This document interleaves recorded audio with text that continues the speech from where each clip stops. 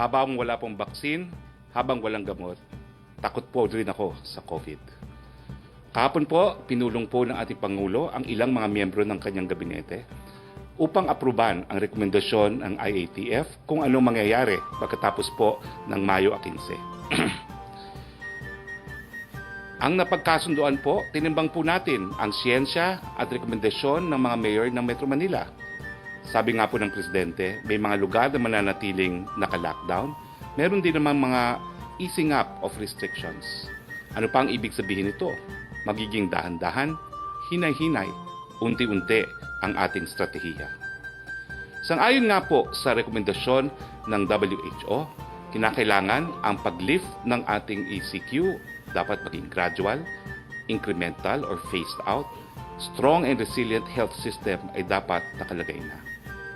If restrictions are realized too soon before a strong health system in place, this will likely lead to resurgence. Ito ngayon ang kasalukuyang sitwasyon ng bansa. Una, malaki ang naging impact ng lockdown sa kaso ng COVID, ngunit malaki rin ang naging epekto nito sa ating ekonomiya. Limitado ang government resources, kaya kinakailangan natin na mag-generate ng resources para sa pangmatagalang laban sa COVID. Kailangan ibalanse ang kaligtasan at ekonomiya. Sa hinaharap, kung walang economic interventions, ang mga kakalabasan ay mas makakadulot ng pinsala kesa sa epekto ng COVID. Balitang IAFTA tayo. Kahapon po, naapruban po ang Resolution number 35 na naglalagay sa green o ang tawag po nila dito ay low-risk areas at hindi na po siya mapapasailalim sa community quarantine. Makikita niyo po sa mapa kung ano itong mga low-risk areas.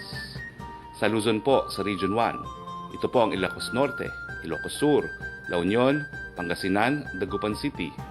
Sa Region 4B, ito po ang Marinduque, Occidental Mindoro, Oriental Mindoro, Romblon, Palawan, Puerto Princesa City. Sa Region 5 po, ang Albay, pero meron po yung recommendation na dapat tignan muli ang datos pagdating po ng 14 ng Mayo.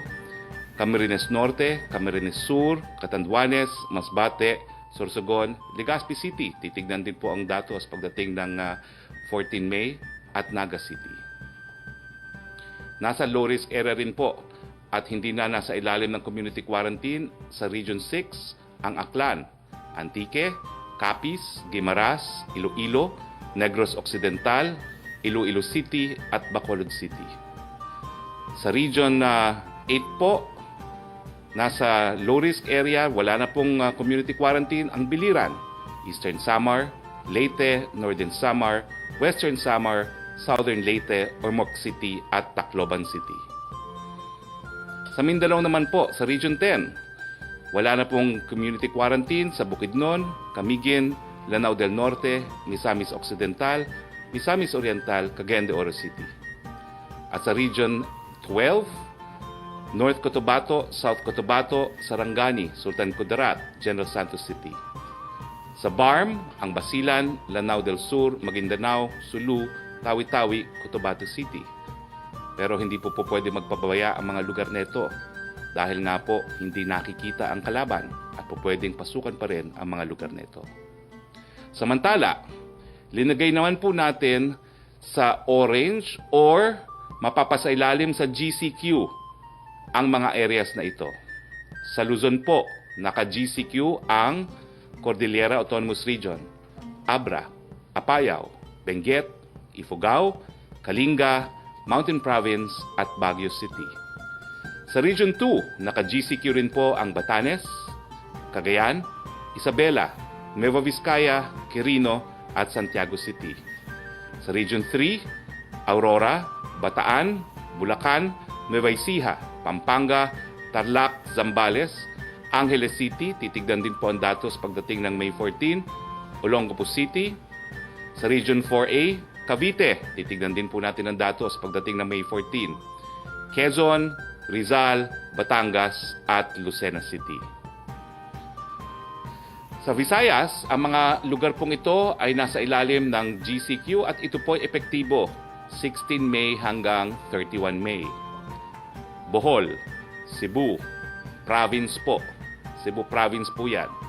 Negros Oriental, Siquijor, Mandaue City, at ang Lapu-Lapu City. At sa Mindanao naman, nasa ilalim po ng GCQ sa Region 9. Zamboanga del Norte, Zamboanga del Sur, Zamboanga Sibugay, Zamboanga City at Isabela City. Sa Region 11 po, ang Davao City, subject din po sa verification sa 14 May. Davao de Oro, ganun din po. Titignan din po natin ang mga datos pagdating ng May 14. Davao del Norte, Davao del Sur, Davao Occidental, Davao Oriental. At sa Region 13, sa Caraga po, ang mga probinsyang nasa alalim ng GCQ ay ang Agusan del Norte, Agusan del Sur, Dinagat Island, Surigao del Norte, Surigao del Sur, at Butuan City. Meron po tayo ngayong tinatawag na Modified Enhanced Community Quarantine. Ano po ito? Susubukan po nating linawin ngayon. Pero dahil Modified Enhanced Community Quarantine, naka-ECQ pa rin, pero meron na pong mga ilang industriya na magbubukas. Ano po itong mga lugar na nasa ilalim ng Modified Enhanced Community Quarantine, epektibo ng 16 May hanggang 31 May? Ang probinsya ng Laguna, lahat ng highly urbanized cities ng National Capital Region, kasama na po ang municipality ng Pateros. At sa Visayas, kasama po dyan ang Cebu City. Now, lahat po yung mga probinsya, mga highly urbanized cities, yung mga independent component cities na nakarakterize as low, moderate, and high risk. Low po yung green, moderate yung yellow, at ang high risk ay pula, may appeal their classification to the IATF Screening and Validation Committee with the concurrence of the regional IATF not later than 13 May 2020. Ano ba ho ibig sabihin at anong pagkakaiba ng Modified ECQ sa ECQ? Makikita po natin ito sa table na ito. Yung ating patakaran ngayon po sa ECQ, wala pong movement regardless of age and health status. Halos wala pong economic activity except dun sa mga utility services gaya ng pagkain, power at tubig at other economic sectors. No? Wala pong transportasyon ng pangpubliko at wala rin pong physical na mga klase. Sa ilalim po ng Modified ECQ, limitado po ang movement ng tao para po sa pagkuha ng essential services and work. Ang pagkakaiba po, bubuksan natin unti-unti ang ekonomiya. Magkakaroon po ng operasyon ang piling manufacturing and processing plants up to a maximum of 50%. Ano po itong mga industriya nito? Isasapinal po ngayong araw yan. At bibigyan natin ng anunsyo kung hindi mamayang hapon, bukas po. Magkakaroon din tayo ng press briefing. Wednesday, normally wala pong press briefing. Magkakaroon po tayo bukas para idetalye kung ano po yung naapruba ng IATF ng mga industriyang magbubukas. Magkakaroon din po tayo siyempre dahil meron ng pasok ang ilang mga industriya sa Modified ECQ ng kaunting limited transportation services para po sa mga papasok sa trabaho at para po dun sa magbibigay na essential goods and services. Suspendido pa rin po ang lahat ng klase sa lahat ng antas. Sa GCQ na matagal na po natin pinag-uusapan, alam naman po natin na limitado rin ang movements, pero ang operasyon ng gobyerno at halos lahat ng industriya ay balik na up to 75%. Ang mga exceptions lamang ay yung mga mataong mga industriya, no? At saka yung para sa amusement at saka yung mga para sa mga kabataan. Pero meron lang po tayong limited na transportation services kung saan oobserbahan po ang social distancing. At po pwede po ang flexible learning, hindi pa rin po pwede ang face-to-face learning. Now, bukas po, ididetalye natin kung ano yung mga industriya sa Modified ECQ na po pwede nang mag-operate. Ano pa po ang diferensya o pagkakaiba ng modified ECQ? Well, alinsunod na rin po ito sa kagustuhan ng mga mayor, no? Ang ating mga mayor po ay humingi sila, well, una-una po, ang hiningi po ng mga mayor ay tatlo. Unang-una, ang sabi nila, hindi po pwedeng magkaiba ang klasifikasyon ng mga syudad at munisipyo sa Metro Manila, dapat iisa lamang. Kaya nga po, nakinig po ang IATF at iisa lang po ang regime, kumbaga, applicable sa ating Metro Manila. At ito nga po ang modified ECQ.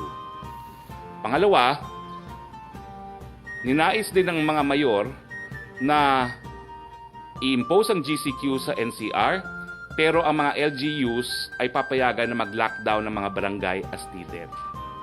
Yan po yung pangalawang suhestyon na inadapt po ng IATF. Paano po gagawin ito? Nagkaroon po tayo ng mga tinatawag na mga different zones. Ito po yung critical zone at makikita nyo po sa graph na ito po yung pula. Meron tayong containment zone, meron tayong buffer zone, at meron tayong outside of buffer zone. Ang critical zone po, ito syempre yung matataas ang kaso. Kailangan merong more than 20 cases for every 100,000. No? Yan po ang critical zone. At itong mga critical zone pong ito, mananatili po under ECQ as we know it. Hindi magbabago po ang ECQ as we know it doon sa mga critical zone, at yan din po ang mangyayari sa containment zone. Ito po yung mga areas na nakapaligid sa critical zone dahil hindi naman natin maiwasan talaga na tratuhing isang geographical region, yung critical zone at containment zone. Ang containment zone po, mas konti mga kaso, 1 to 19 for every 100,000, pero pareho po silang under ECQ.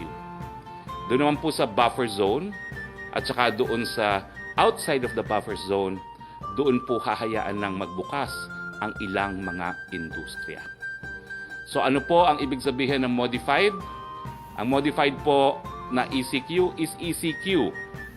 Kaya lang merong ilang industriya na bubuksan hanggang 50% at merong pa ring ilang mga zona, mga barangay o grupo ng mga barangay na mananatili sa ilalim ng ECQ.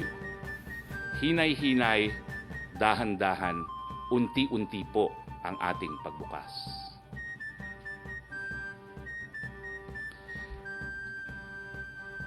Now, para po dun sa mga areas na mapapasa ilalim sa modified ECQ, again, ang effectivity po nito ay May 16 hanggang May 31.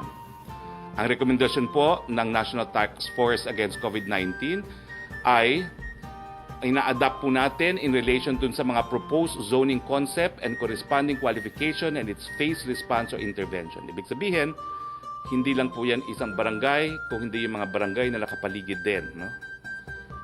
At alinsunod po rito, yung mga lokal na pamahalaan na po ang siyang magdideklara at magka-classify kung ano yung mga barangay na matataas pa po ang kaso ng COVID para po masubject pa to ECQ. Kinakailangan po yung classification at pagtatalaga at pag-identify ng LGU ay gawin pursuant to a confirmation to be made by the Regional Interagency Task Force. Sa ibang balita po, naapruban na rin po yung rekomendasyon ng IATF na bigyan ng 5 milyon pang pamilya mula po sa first tranche ng Social Amelioration Program ang ating mga kababayan. Ulitin ko po, naaprubahan na po. Hindi lang 18 milyon ang mabibigyan po ng SAP sa first tranche, nadagdagan na po ng 5 milyon.